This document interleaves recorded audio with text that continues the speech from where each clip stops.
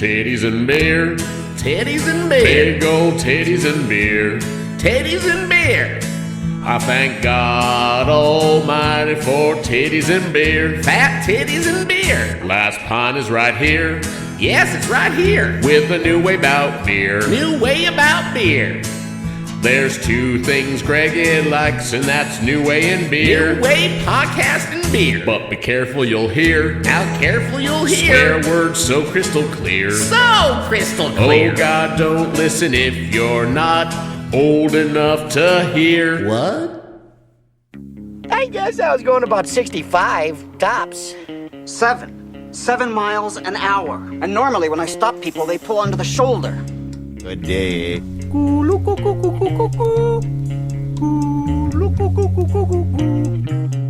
I must have some booze. I demand to have some booze. I got some beers. Let's drink them, huh? Everybody wants to be naked and famous. Everybody wants to be just like me. I'm naked Will you help teach me and famous. about this? What is it? A new way? Hello and welcome to the New Way podcast in our tiny, cramped little studio in Boynton Beach, Florida, being presented by Last Pint Productions. I'm in studio, of course, with Ben Effortless Wilson. Hello. And Nick Santorum, which we have to call you Nick Santorum since we have another person in here. Yes. But we have our number one superfan, and the only regular listener who's not related to me by blood, in studio, Mr. Greg Klein. Wait a minute. Hello. Dad? Can I tell you what I have you guys in my phone? So we got Shankman, Ben Last Pint, and Nick Santorum. Yeah. That's what you guys are in my phone. Surprised who got out unscathed there. Ooh, Matt. That You is... got to autocorrect Last Pint to Effortless. I'll throw that in as a middle Mr. name. Effortless Wilson. So, we are here today because a little bit later on we'll get into our topic, but we're all The going government to shut down, but we're not, Matt. We are not.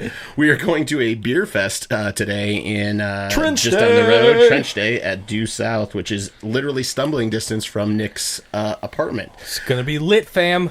But since we have Greg here and you're not on, and I can't see, I love that I can't see your face unless I Yeah, it's good. turn around that way. Maybe I'll get a little lit.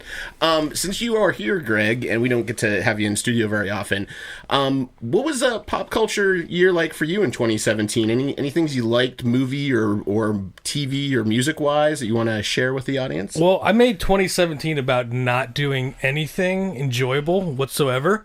So no, I didn't. The David Crespo routine. So pretty consistent with. Yeah. Yes, I kept it consistent. Yeah, dude, I got a 2-year-old, so my life is kind of over. For now, not forever. Ben knows it's gonna get better, but It's suspended. I walk around like a fucking zombie all day. And I try to watch movies at 2 a.m. when I'm finally by myself, and I fall asleep and never get to finish it. Hot Springs Hotel and Showtime, Freaking right? awesome. Yeah, exactly. Well, yeah, Ben, tell them how it gets better, how it gets easier as they get older. Was that sarcastic? Hey, Greg. Why are you doing that, bro? It gets better. You gotta give me. Thank you. See, that was sincere. That was the best acting Ben Wilson has ever done in his life. Well, we have a video of Pixar animators to tell you that it gets better as well. Let me accept my Oscar. Don't play me off. Don't start the music. Well, you must have seen or watched or heard something that you enjoyed in 2017. Oh, shit. Other than our podcast, of course. Yeah, well, that's number one on the list is your podcast, obviously, which I got a small bone to pick with you guys about. Oh, I think shit. Right off the top. I'm gonna let's hear it. Air out grievances. Feel like you guys stopped trying a little bit. What does that mean? Wow, I thought it was going to be a joke, and it actually... It was a joke. It was a joke. You mean just because we weren't on air for like a month? Yeah. You'll find out when you hear this week's episode. There's people counting on you guys. We tried too hard. We blew up a laptop. I literally fried a laptop. Okay. I fried my motherboard trying to do a live pubcast, and that's why we were fried his mother down on my birthday. Yes, that's what you get. So that's why we have not been on for a month. But the episode we're recording now will be airing after the one that airs this coming Monday, where we explain what happened with that. So you all out there know something from the future that's actually from the past that Greg doesn't know until he gets to the future, which is now your past. This is crazy. It's just fucking amazing. But we are here mostly today to talk about one of our favorite things on the planet, beer. And I think there's a lot of fun, but let's get a little music in the background. We are all big. It's safe to say we are all really, really into beer. Every one of us here, I think. And we're going to be going to a beer fest today. We're drinking beers before the beer fest. It's always a strong move. Always. Let's start drinking an hour before we're gonna go. You did limit it to one beer. Always for the podcast, controversial. Always controversial. You're like one beer. I was just like 10%. Yeah, exactly. One Powerful. 16-ounce, 10% beer, which is the equivalent of like 30 Bud Lights. So, well done, Ben. You packed a lot into that one. He did hydrate with some Miller High Life, though. It's true. So we're gonna want to prepare some topics to talk about beer. But Nick, what was the first time you remember tasting a beer?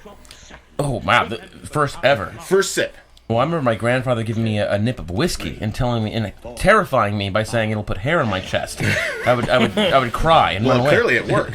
You were 5 years old. You did because you were like, maybe I'll turn to Michael J. Fox. Yeah. Still waiting on that. Did you have a boof? A little bit. Pull down that music.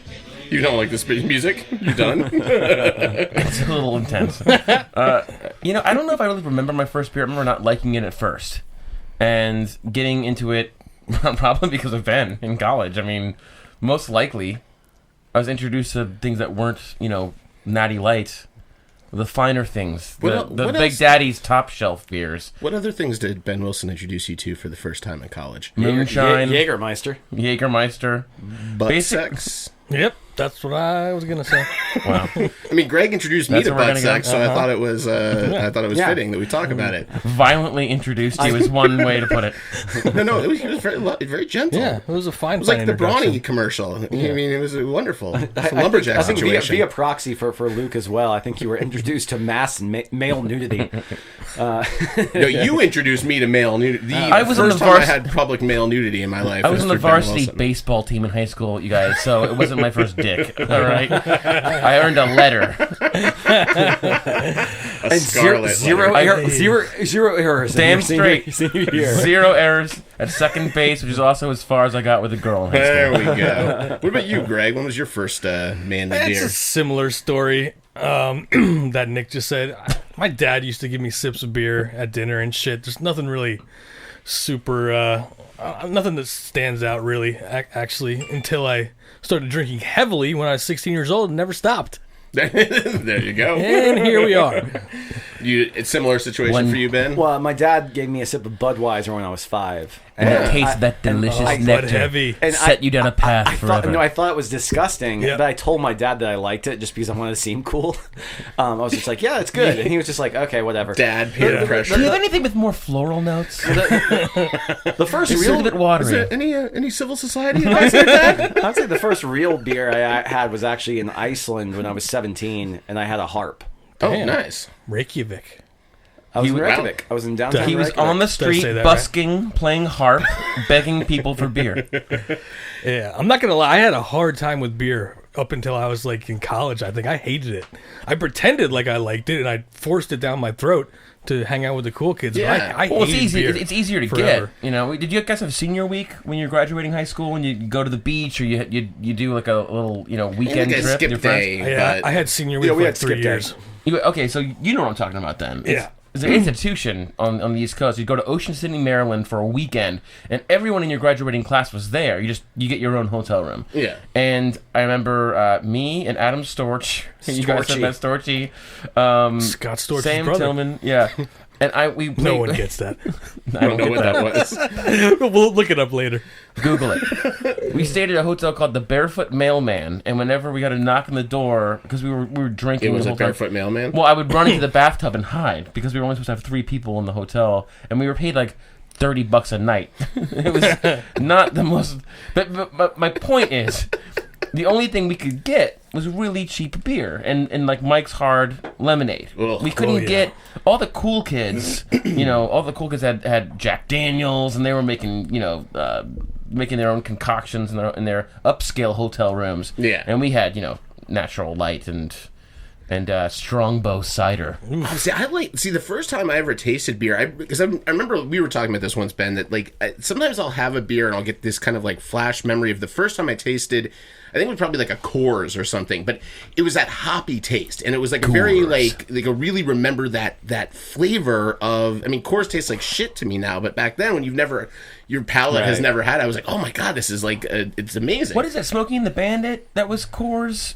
What was over there running the yeah. But my dad tells me this story all the time, where he did a road trip to Colorado to bring back Coors, the banquet beer, to his friends, because that was like a big deal. They didn't ship it yet. Right. They couldn't keep it cold. They had no real it was before it was the silver bullet, and they were firing it everywhere. Yeah, there was literally like a line down America that you could get it or you couldn't. They hadn't made that ice ghost train that materialized to 70s funk music and twins. But yeah, he was coming back with Coors Light, and he was the hero, just the absolute hero. Now you show up with the Coors Light, and you're an asshole. You're not a hero.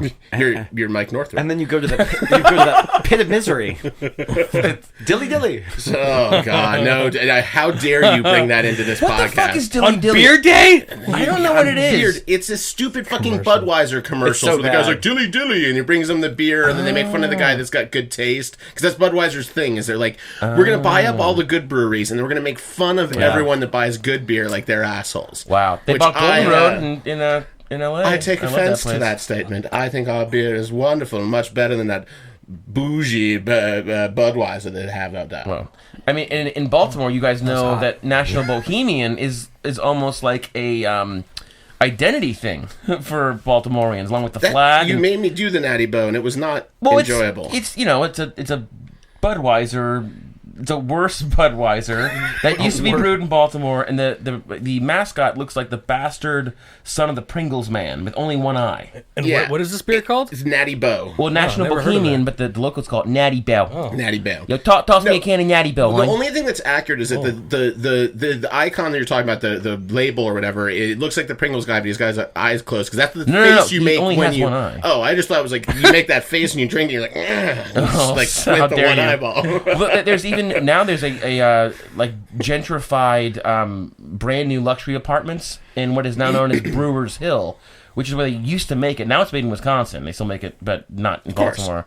And where all bad beer comes from. They kept exactly right in the same, I think, PBR factory. But they have the Natty Boh Man that is animated at night through neon on top of the building. Not related to Julie Bowman. Right. Oh, also from Baltimore. There you go. Nicely done. Now, what was your go-to college beer? What was the beer you drank the most of in college? I mean, what was the one I drank the most of? Yeah, what was your go-to beer? No, forget like. There is no like in college. There's things you prefer. What was it? Beast was free at Big Daddy's whenever we walked in. Yeah, so basically, battle with the Beast. Yeah, we used to battle with the Beast a lot. We even used to drink fucking Steel Reserve. Didn't Beast give you yes, we did. That's a whole other story. Christ. The Beast is the worst. You broke your neck though. after some Steel Reserve. I wasn't drunk though. Wasn't it all? It was all just about how much you could get with the littlest money, right? Yeah, exactly. There was no good beer then. Well, so here was the thing. It was about packing a punch. And so I think if you had to say what your best beer was, I was just like, I mean, if I had money for some reason, then I would probably drink like Yingling or something like that. You know, like I'd get like a he's six got pack the of tingling Yingling. for some Yingling. That was Amstel for me. Amstel was my fancy beer when I was, but we drank Southpaw Light. But one thing I will say is, yes, I was always into better beer, but you just didn't have the money to spend to go to better beer. But I will say probably the place that was probably most formative for me after I turned 21, because they were militant about it there in Tallahassee, was Leon Pub. Yeah. And Leon Pub was one of those places, and we're talking about this is 2003, 2004, before it was kind of the thing to do. They had 50 taps on the wall.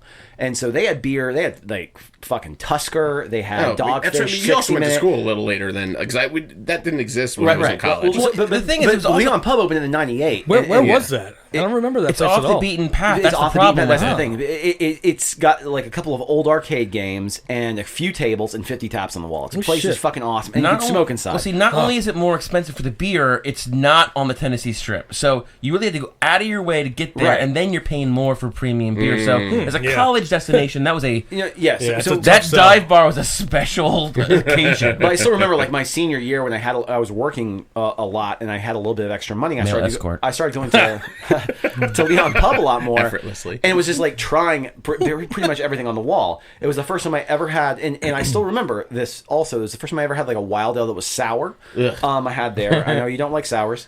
But it was the first time I think it was the first time I ever had double IPA. I'd had a bunch of IPAs and in stuff college? like that. Yeah.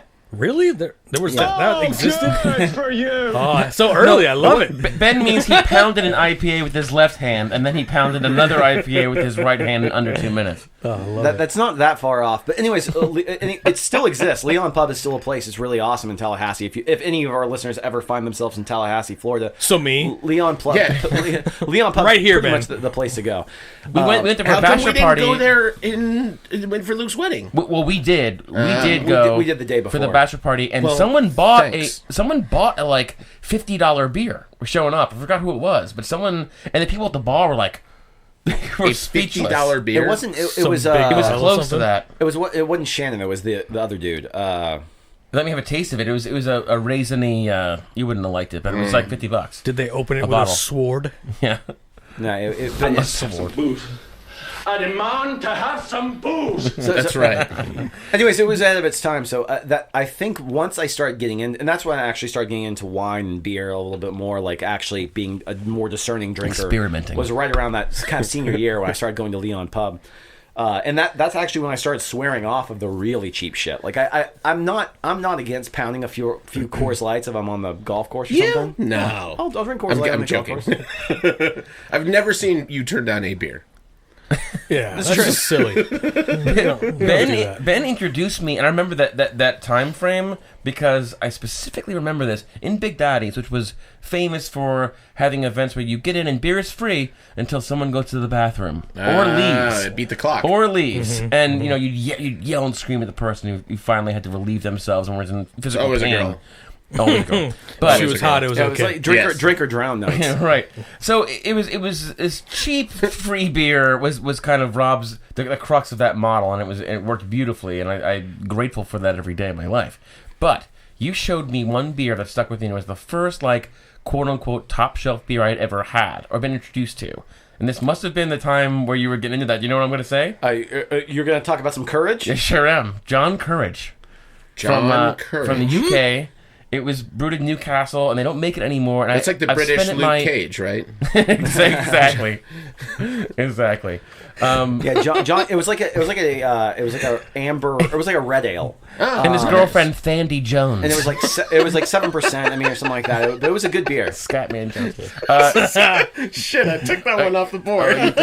But yeah, so you said, hey, try this one, and I go, Ben, that beer's $6. And he goes, Yeah, I'll get this one for you. I go, so I tasted it, and I go, money holy bags. And I'd had Newcastle. Newcastle was probably the in between. If we're not going to do real cheap shit, we're not going to go super high shelf. Newcastle was impressive to people back. I remember like, oh, you brought Newcastle. Oh yeah. The That brown was a fancy ale. brown ale. Yeah. I don't like brown ales anymore, but in college I loved Newcastle. But John Courage was like an upgrade on Newcastle for me. It tasted a little sweeter. It wasn't. It was a little more full bodied, and I took it literally. The name, the liquid courage, as we went to call it. Something about that. Psychosomatically, I really did feel more invincible drunk on John Courage than, say, a Natty Light. drunk on John Courage. Well, I do believe that you had some liquid courage, like a liquid courage incident where you approached somebody that you had been kind of waffling about, and then you were just like, and it ended up going pretty well apparently. I left my own rap party for my student film at my house. I left everyone at my pool, and like John to go Hughes, get it on with some girl. What was his like name? A John Hughes movie. I walked over and like knocked on the door and was like full of courage, full of liquid courage. Oh no! And that's not normally my thing, but did she just turn around and say, "Take me"? Well, I turn around. I had a dental bill taken care of the next day. Got punched in the face. What? You were going somewhere else with that. It's a weird segue. I can see Greg has a shtick. Well, yeah. Well, I want to hear what's Greg. So, what was your go-to kind of college? Yeah, so Ben already mentioned it. Yingling was the big dog there. Really? And Pottsville, Pennsylvania. Right, Pottsville, PA. I was friends with a bunch of dudes just randomly that were from Allentown, Pennsylvania. That's where they all were from. So they and they were just loved like, give me a lager. Dude, thank lager. you. Yes, guys. We'd go to the bar and they'd be like, lager. They'd be yelling at the bartender. I'm like, dude, what are you doing? They have no idea what you're talking about. And they're like, yeah, they do. Don't worry about it. Like, they definitely don't, but let's keep doing it. So yeah, Yingling was like the first, good beer. America's oldest craft brewery, right? Well, it's the oldest brewery. Oldest brewery, period. Well, and that was a big operating brewery. And it came to, so you guys would have been right in college. Because I remember that came to Florida. Yingling like arrived in Florida like early 2002, 03. Yeah. Like I was out of college by that point. Mm-hmm. Proud Trump But it was supporter. a big deal. Like it was a big deal at the bars. Like, oh, you can get Yingling now. And I was like, oh, awesome. And I had it. And I was like, this isn't impressive to me in any way, Yingling was shape, on or form. tap, it was a good night. That was a beautiful thing. The Yingling Black and Tan was probably better than it had to be. I remember. Yeah, it was It's okay. I after the Riptide Festival I went to with my brother, where they had nothing but Yingling. It was the only beer you could buy in the festival was Yingling. And that's all we drank all day. And I'm like, I can't ever have Yingling again. Now There's no reason to ever drink that ever again. But so I'll tell you what the thing that turned me into what I would consider a craft beer drinker though was like It's a radioactive accident. I loved all that in your lab one day. I loved all that stuff in Leon Pub, and I loved trying a bunch of different beers. But then I had the opportunity to go to Czech Republic in 2005 and chaperone some kids for a camp, and you get 1 day off for a month basically. And one of my favorite beers at that time, and it actually still is, if you had to put an echelon or my like top 10 of all time, it would still exist on there. But no, my Pilsner Urquell. So Pilsner Urquell is one of the oldest breweries in the world. I mean, it's a pretty incredible place. Isn't that what Jaleel White turned into when he walked into the cool machine? He did. He became Pilsner Stefan Urquell. Right. So the joke we used to make in college. Oh, yes. So the Pilsner... Sorry, did I do that? That was awesome. The Pilsner... Sorry, man. The Pilsner Urquell brewery is about 75 kilometers from where I'm staying. And so I hop a bus that morning, and I'm just like, I'm going to go to Pilsen. The place, it's in a fucking town called Pilsen. And so convenient. Yeah. So I was like, okay, I'm going to go to the cathedral, and I'm going to go to the brewery right when it opens or whatever. I'm going to eat lunch, and I'm going to go back. So I took this little like sabbatical to this brewery, and it's the tour there is like 3 hours. It's fucking incredible because it's just there's so much history and stuff like that. And we're drinking like the unfiltered, like just tons of like yeast and floaties and stuff like that. It's cloudy as fuck, like kind of like this beer. Yeasty floaties. And then I go to their brew house. I have like smoked sausages that are smoked sausages that are soaked for 48 hours in the beer. And then grilled. Soaked smoked sausages. Come on, Greg. Come on, Greg. He's setting you up, Greg. Come on. It's a layup. It's a goddamn layup. Did you smoke the sausages? Just call me John Stockton here. Come on. I'm just throwing you the ball. Just call him alone.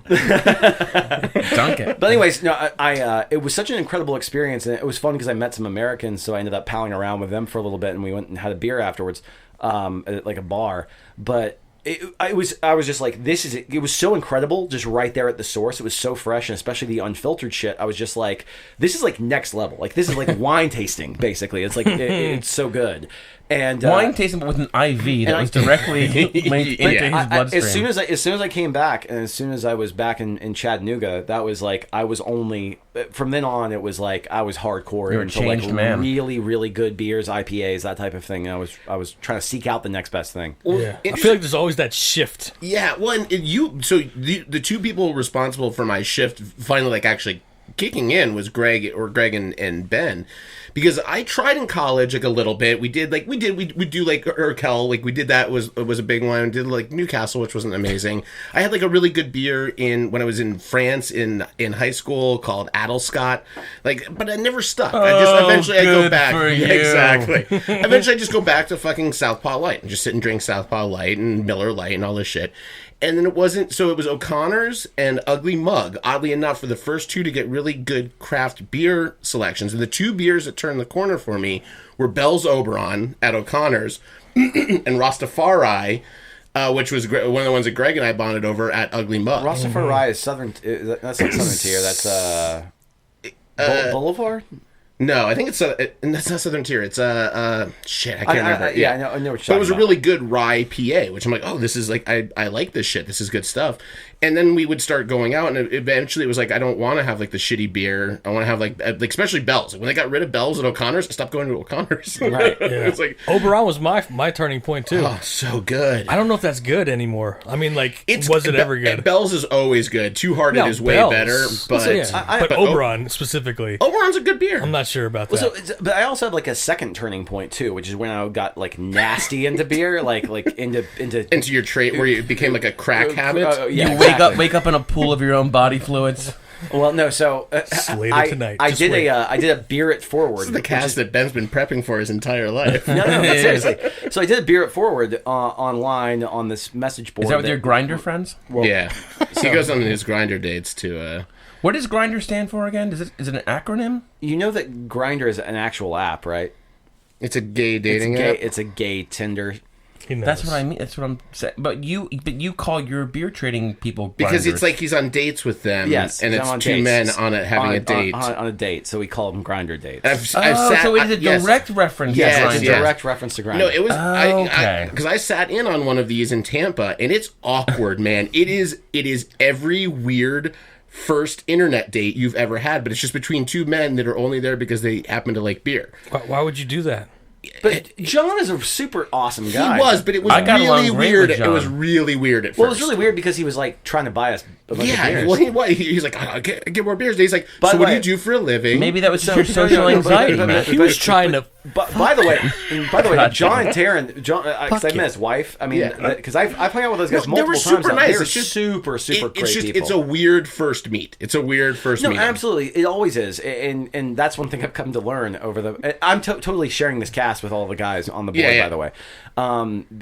But so I started this beer it forward thing, which is basically like you're assigned a person, you get their tastes, and you send them so many bottles of beer, basically, and then you make out like 12 bottles of beer, or cans. One semen sample, one saliva sample. Well, you have no idea who they are or like what it is. You just receive an assignment. Sample. So I did this, and I sent it off. Receive. I did a very bad job, I'm sure, of like what the stuff I selected, because I didn't get anything really super great.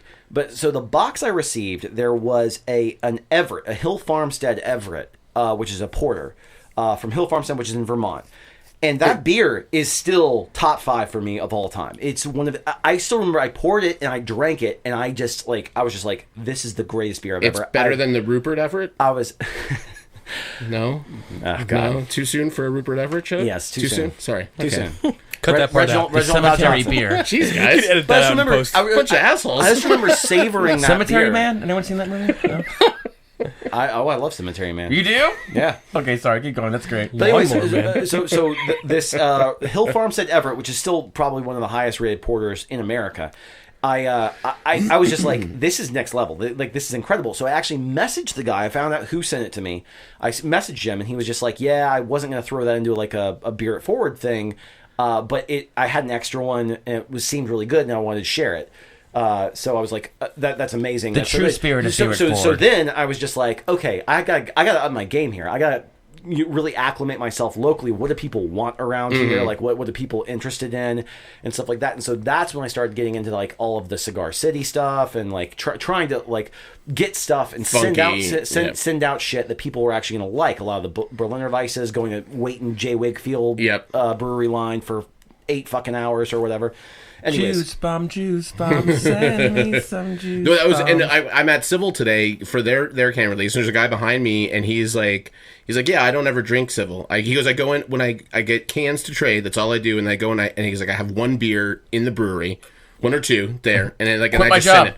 I just trade it. He's like, and I get all these guys send me like Trillium and send me like all the good shit. Monkish and Trillium. He goes, and he's like, all they want is Civil Society. They just want Civil Society, as much of it as you can possibly. Where is this? I've never even heard of it. It's in Abacoa. Oh shit! Yeah, that's why I was like, I ran up there for this thing, and normally it's like you can get in and out in like 10 or 15 minutes. But it's like an hour this time to actually get in and out of there. But the beer is it's like fucking like it's that is my style. 100%. So when I was there last time, not with the two of us, but when I went to a can release by myself, I was in line with a guy who had literally flown from Venezuela to go to Civil Society for the can release. That's crazy. Wow. Well, you talk about turning a corner. When I moved to East LA, I didn't have a taste for IPAs, but all of these breweries were popping up, and that was their specialty. It was the West Coast IPA. Yeah.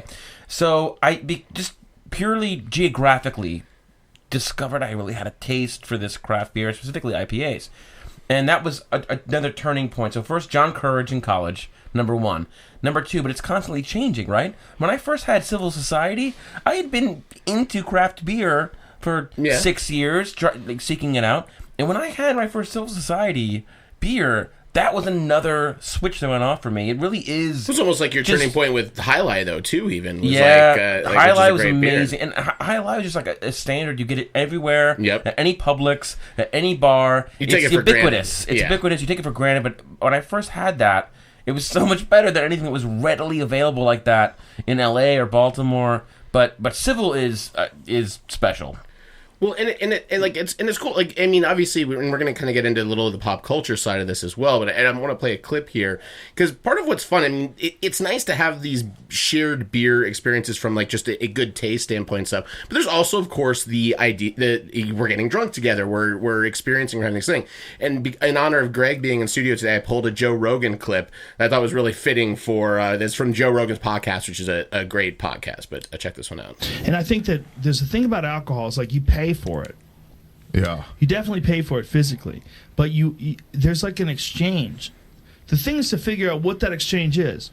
Like what's it worth getting really lit and having an amazing time and hugging your friends, telling them you love them and just howling and let me tell you something. I think to this day about one of the times you and I got drunk together in Texas and we were hammered and we were just hugging. I'm like, dude, I have so much fun hanging out with you. Yeah. And you said the same thing and like we could say things that it took us getting drunk to like hug it out and go, dude, we're having so much fun. Like, I'm pretty sure I cried. You definitely cried. Yeah, so that's not like I didn't want to bring that up. Wow. Yeah.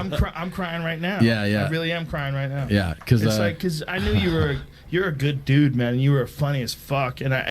So this is a good question. What is shout out Tom Segura? What is your Greg? What is your like most emotionally drunk bonding moment you've had with somebody? Jesus. Yeah, I want to put you guys on the spot a little bit. Completely unprepared for that question.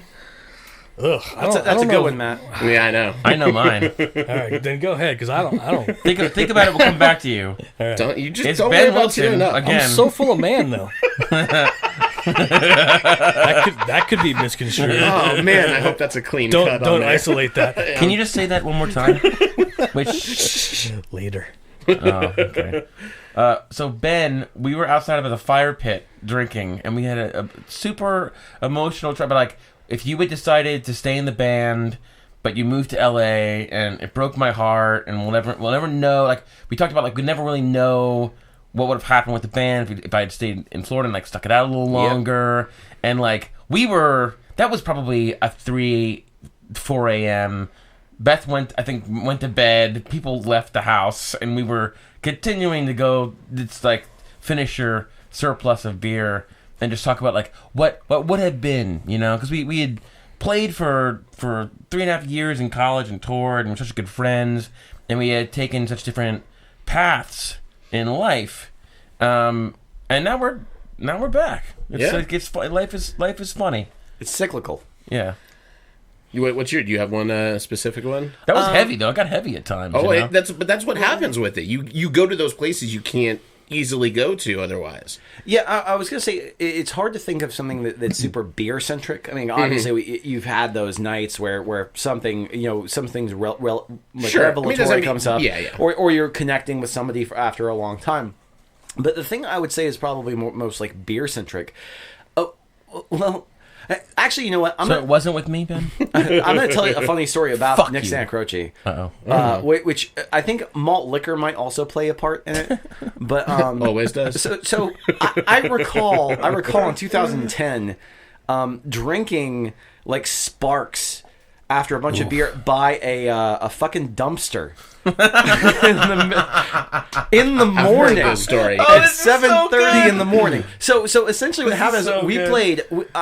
Nick, I invited Nick down to Florida for a long weekend for us to play a show with the band and just have a good time in Tallahassee. Well, he came down here first, and we hung out down here, and then we went up to Tallahassee and we played a show. So it was one of those things where it was like 2 a.m. comes around, we run out of beer. And and so we were just like, oh, we're gonna go outside of a county lines to go buy more beer where there's no whatever. So we drive outside of county lines to go buy more beer. At this point, it's like 5 o'clock in the morning, and they're like, oh, you can't buy beer until 6. The best part is it was the Circle K, so the Bill and Ted references were through the roof. Yeah, so it was 5:15, and we're just like, well, we can wait around. We just waited at the front door of the Circle K for 45 minutes waiting for them to be able to sell us alcohol. Jesus. We took pictures. It was an hour and a half at least, probably. No, it was 45 minutes. Me, any cop around. We took pictures like with the staff and stuff like that. I mean, it was fucking bizarre. We walk in and he goes, I've been working here for 5 years. I've never seen anyone wait for the store to open to buy beer. Ben's just like scratching at the door, like any more. So we got beer, we got Sparks, we got champagne. By this time, because we played music like late that night and stuff like that, we've sweated it out at this point. We are sober. We are stone cold sober. And at this point, we should just go to bed. But instead, we buy a bunch of beer and Sparks and all this shit and champagne, a bottle of champagne. So everyone in the back of the hotel is sleeping. So instead of going in the room to disturb them, we just sit by the dumpster and we fucking drink Sparks. Well done. As the sun came up. Classy, gentlemen. Always keeping it classy. It was wonderful. Did you come up with anything, Greg? Yeah, I think the closest thing I have is with the guy that we're actually going to meet in an hour or so. One of my best friends that's going to be at the Beer Fest. He lives in Columbus, Ohio now. He has for the past 10 years or so. We grew up together, went to high school together. Like I said, one of my best friends. He told me he was moving to Columbus 10 years ago, and at like 2 a.m. after a long night of partying, drinking, all that good stuff. And I told him exactly how that made me feel, and it got real. Kidding. For those who don't know, real. Greg is already crying right now. I feel a little emotional about it. There's an air of nostalgia on there. No, that's and like you get this. It's not even the courage, just the it's almost like the excuse. Like, okay, I've got these things I've been thinking about. It's the spirit of John Courage. It's the spirit of John Courage. And he was moving there for what I believed at the time was a really terrible reason for a girl. It was for a girl. That was his impetus for leaving. But well, maybe if he had put out more, he wouldn't have had to move to Columbus. I know. I fucked him real good though. So I was right. Reverse cow Greg. I need that T-shirt super bad. Matt, get on that right after this. I'll work on that right now. I appreciate it. So, but I ended up being right because the girl that he went out there for ended up being a disaster. They broke up. Just big shit show. But he met his wife there, who he now has 2 kids with, and is very happily married. So it all worked out. But I was really upset about him moving. That happened. How did you take it? When you were both drunk, sometimes that gets contemptuous. Oh no, it was it was very cordial and like loving. So he took it, in the way that I gave I'm just gonna take my shirt Can you off. play Endless Love in the background? Well, it was I got what was that? Ben made a joke earlier that I meant to bring up on the podcast, which was we were talking about the civil society, and he goes, yeah, man, it's a massive release, and he goes, that's also the title of Greg Klein's sex tape, massive release. So thought we'd share that one. Well done. I mean, Ben and I got into a beer-fueled political spat the other day. That was a good example. It was of almost on air. Really? That was shortly after. Do it again. Do it again. I forgot what it was about. Let's not get into it. Aren't you Let's guys not on the talk same politics. exact side of everything? No. Actually, the three of us are very much often on differing sides of I things. hate these motherfuckers. No shit. All right. Yeah. Yeah, I think, and my drunken moments were kind of similar to like yours. Like I had one with my buddy at a Canes game. It was in like torrential downpour. We're completely hammered, and we're just like, it was like. What could go wrong? People go to Canes games? Actually, this was some of the dark. This was like 2004 or something, but it was like it was like we were. Someone went to the Canes game in the rain. Exactly. Like we were in different places. Like we went to high school together. We were friends for all this time, and it was in law school at UF. I had finished up at UF. I was here. It was just one of those like. It'll never be the same as it used to be, but that always breeds new good things anyway that comes out of it. So one of the things we kind of talked about doing in the podcast, and I think what we'll do to kind of wrap this up is, what are some of your favorite, or I'd say more accurate, and I'm going to play a couple of clips that we pulled here, but just moments of drunkenness or fucked up-ery on film or TV where you're like, oh, man, I know that moment. I feel that moment. One of the we were talking about it. I don't want to play the whole thing, but there was a sketch on SNL this week called "My Drunk Boyfriend." God, that was so amazing, fucking good. And it's. I mean, let's play it. I hope you're having fun. I know it sucks Brad's out of town. Yeah, but it's still nice to have some me time, right? There she is. Babe, stop. What? I can't help it. I love you so much. Oh, watch it, guy. Oh, you want to fight me? Let's get it, bro. Okay, that's my cue. I gotta get him out of here. Okay, I'll see you guys later. You'll never find love like this. Wishing your man was here, he would be a handful. But wow, do you miss him? Now, you don't have to. Introducing My Drunk Boyfriend, the only life-size doll guaranteed to make you feel like your man is right there with you. And he's hammered. 150 pounds of dead weight, and you get to be his babysitter. Designed to mimic the behavior of the sloppy grown man that you can't get enough of. Programmed to say over 200 unique phrases. I think I'm gonna take piano lessons. It's always a fun night with My Drunk Boyfriend. Cops. Who wants cops? You'll love hearing about his big plans. I'm gonna do it. I'm gonna call my boss to quit. Or when he cries over a dead relative he's never mentioned before. My uncle! My uncle! With My Drunk Boyfriend beside you, you'll never miss out on a night of rolling him over when he snores. And oh no, watch out. My Drunk Boyfriend has a timer set to get up in the middle of the night and pee into your hamper. No, that's the laundry. Did good, right? Plus, with the new My Drunk Boyfriend expansion pack, you'll get all sorts of accessories. Like pants that don't come all the way off, a charred frozen pizza that he brought into bed, a glass of water he will ignore, and just one more beer. My Drunk Boyfriend. He's a problem, but he's your problem. From the makers of My Drunk Girlfriend. Are you mad at me? Yeah, I'm mad at you. That Are You Mad at Me? I is the best. I mean, and you talk about. Are you mad at me?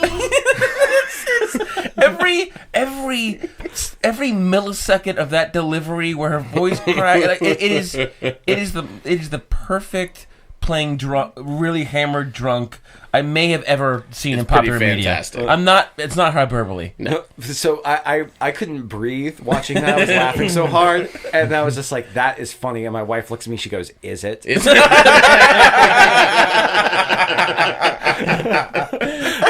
just deadpan. Do you have any ones, Greg, that you? I know you are fond of this. I got some beers. Let's drink them, huh? From Dead Man on Campus. Yes. No, it's the first and foremost. I want to come out of the gate a little strong and say 95% of any beer-centric movie is awful. There's very few examples of a good movie that has his beer at its centric theme. But that being said, my relatable movie, Drunken story, is Beck and Evan's sex scene from Superbad. Oh, wow. That is a good one. Although that was technically hard liquor. That's true. That's true. For some reason, Michael Cera's line reading of "You're the best, you're the best" or whatever, like as all of that starts happening, she's like, "I'm gonna give you the best blowjay you've ever had." He's like, "You're the best." That just the reading of "You're the best," where it's just obviously like he's just like, "I don't want to be here," and so he just says, "You're the best." That's how I lost my virginity. I'm not kidding. I didn't want to. I had no choice in the matter, though. I thought we do have. I'm serious. We have. Wait, are we going to brush this off? Should we explore this? No, hold on. I have actual audio of Greg Klein's first time in bed with a woman. Yeah, I okayed this. That's it. That's when Greg finishes. He makes the Colossus sound. I thought you were going to play the MacGruber sound effect.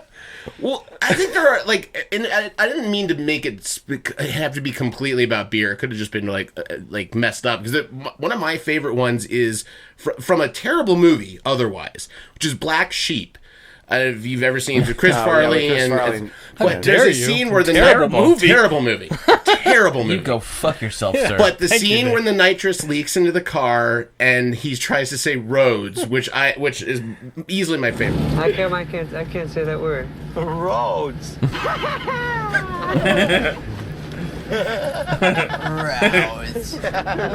Rowards. Wow. That's a total weird word, isn't it? Now I am going somewhere with this. It's a total weird word. Because I listened to the beginning of that and I go, that sounds really familiar. Why does it sound so familiar to me? And then I stumbled upon this is a Last Pint exclusive. Oh no. That has never been aired before. Many of you have heard the tale. Get ready, Greg. But just have a listen to this.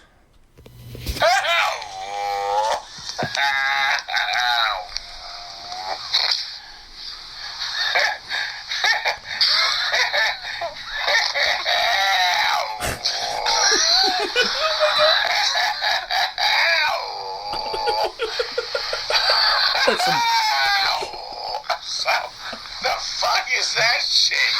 Turn it off! Make it stop! You don't Trump, motherfucking bitch! Quit being a retard. You make stop Trump. Go eat some catnip, you fucker. No, you're a fucking catnip. You make stop Trump. You make stop Trump. Yeah, I heard that. You better make stop Trump. What the fuck does that mean? What do you think it means? You make stop Trump. It's so bright. Get it out of my head. John, you make stop Trump. It says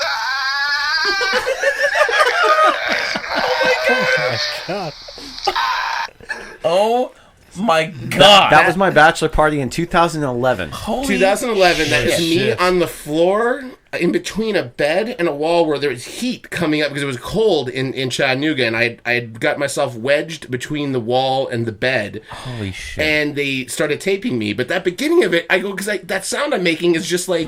I can't say that word. Roads. Yeah. And I was like, I know that Oh my loud. God. But yeah, that is the origin of... You make stop Trump.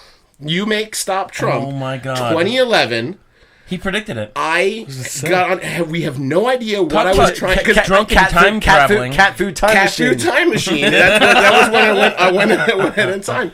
But what's amazing is you can tell. I very So clearly was that the in my beer head, or was that the cat food? It was all of it. There was a lot of beer though, and a Four Loko. Oh my God, Four Loko that's and right. cat food.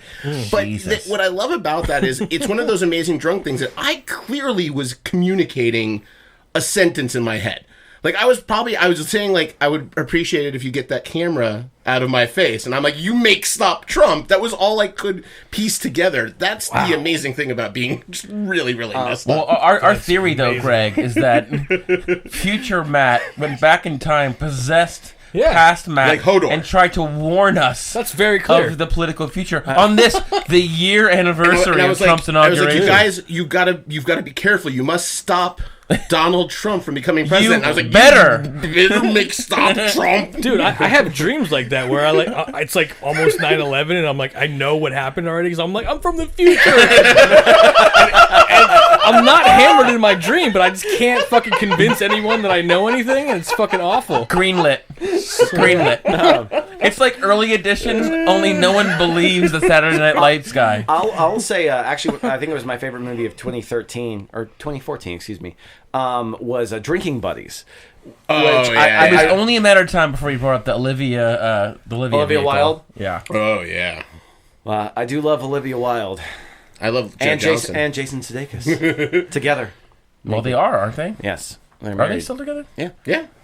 But no, that's a really great movie, and there's a scene towards the About end the of that craft movie. brew scene, right? Well, the thing is, it's not about beer, but they work at a brewery. They work at a brewery. So it's like Aaron Sorkin's Sports Night. It's a show about sports that's not really about sports at all. Exactly. It's more about relationships. It's like saying The Big Lebowski is a bowling movie. It's not a bowling movie. They just go bowling a lot. I beg to differ. But there's a great Bowling scene. movie. There's a great scene in that movie where the two main characters. I forgot the name of the actor who's in like New Girl. Jake Johnson. Jake Johnson, and Olivia Wilde are a little drunk, and when they finally hit the thing where because she's basically telling him. Or he's telling her that she shouldn't be a slut and like kind of because she's sleeping around. She broke up with her boyfriend Ron Livingston in the movie or whatever. Spoiler. And never gonna watch it. But poor Ron It's a Livingston. really great. It's a great fucking movie. Awesome movie. And, Sorry I said and that. it's super short. It's like 87 minutes long, so it's not like a long watch. But there's a moment where they've reached that level, like where they're their next level, and they're communicating at that level. And he was just like, you, and she was like, you don't get to tell me what to, because he has a committed relationship with his girlfriend. And he had this one in to basically say, okay, because it's obvious that him and Olivia Wilde. Oh, you'll have like this it because it's Anna Kendrick. Sexual chemistry. That's right. Anna Kendrick, please. So it's you're pitch perfecting over there. That's great. But there's this great moment where he had and she's just like, you don't get to tell me what to do. Basically, like you didn't leave your fiance, you didn't leave your girl, and so you have no reign over my life. It's a good scene, and it could have ended very poorly, that movie, but they take a really elegant out. Yeah, they do. and it's very realistic when it comes to like the way that those, wordless scene, a completely wordless scene at the very end of the movie, that as the finale of the movie, after you realize that they've reached this point where now they understand kind of one another, they understand the plane that they're on, and they're willing to coexist. But I will argue that it stole that ending from Big Night, if you've ever seen Big Night. Big Night's a great movie, but yeah. Very similar endings. But, well, we got a beer fest to get to, gentlemen. Shit. Are there any So closing thirsty. words that, Greg, it was great having you in studio, as always. Do you have a new review of the second half of last season? You gave us a review the one time. Oh yeah, no, I think I gave you guys a review at the front of this podcast. Oh yeah, that's right. How We didn't try hard enough. No trying, that sort of thing. No, it's What is that? Is me? What is this? You got taking time on? What is happening? Is there a Sorry, bomb not in me. here? I'm sorry. Got an ad fire off? I thought that Matt had put that on. I remember. I was just like, does this mean it's the end of the podcast? I was gonna turn ad block on, Matt. What the hell? No, I was. It's like getting played off. I remembered one last beer story where I saw Real Big Fish at the Moon in Tallahassee, and They gonna have myself a beer. They played it 3 times. They played it 4 times. 4 times they played it. They played beer once. Everyone laughed. 1, 2, 3, go! Everyone was into it. They played it a second time. A little less into it, but still into it. They order another beer. 3rd time they go, what's going on? By the 4th time, they started getting angry at them. And finally, Aaron from North was okay. We'll play Sellout. This is why Real Big Fish no longer tour. That's right. they were dumb. Well, it's been a pleasure to have you back, Greg. We need to get you on another one. We want to do. We're looking at doing some SNL centric one. It's all about Saturday Night Live. Anytime you want to talk about something that's not super gay, let me know. Never. Yeah, we'll try. See you never. No, the goal is to just make you cry every time if we can. I'm gonna start bringing up child like so vulnerable moments. Thank you guys so much for listening. We're hopefully in a nice block of new episodes, and we will talk to you next week. Cheers. Kristen Sloth love bells. What? Did you just Kristen Bell? He went to the bad place. So, you don't remember that? What was it? Kristen Sloth loves bells. Oh, yes. There we Baby go. Ruth? Wow, it was just so quick that you did it. It was like the lead. I almost did it. Oh, my God. Hey-o.